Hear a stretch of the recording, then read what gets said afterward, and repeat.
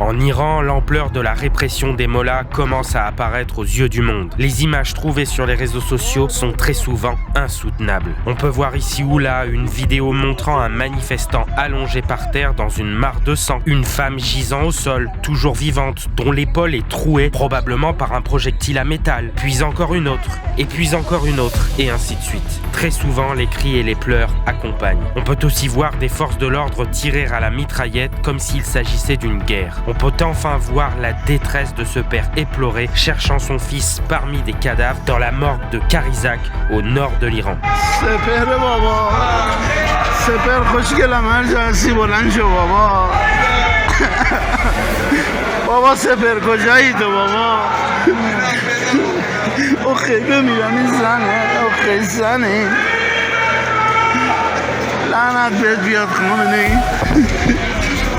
Ce massacre à huis clos, le régime n'ayant rouvert Internet que partiellement, est illustré par le slogan accroché en banderole à l'entrée de l'université de Téhéran, la mort au Khamenei, en référence au guide suprême de la République islamique. À côté de ça, c'est une discrète armée de médecins qui se mobilise pour sauver des vies, au risque de la leur. Une infirmière que nous appelons Leila pour sa sécurité, contactée par le Figaro, témoigne. Les manifestants blessés viennent chez moi à la nuit tombée. On fait au mieux. Des billes de plomb à retirer, des blessures qui n'ont pas été soignées, des plaies infectées, tout le pays sent la mort. Même constat d'Amir Mobarez Parasta, chirurgien ophtalmologue à Munich, en contact quotidien avec un réseau clandestin de médecins via Starlink permettant de contourner le blackout. Le niveau de violence exercé pendant les manifestations, notamment les 8 et 9 janvier, est sans précédent. Des armes létales ont été utilisées contre les gens. On constate de nombreuses lésions par balle, mais aussi des tirs de projectiles et de métal à l'aide de fusils à pompe, notamment au niveau du visage et des yeux. Les blessures aux yeux ne sont pas accidentelles. Elles constituent un schéma tactique récurrent, signalant un ciblage intentionnel du haut du corps et en particulier des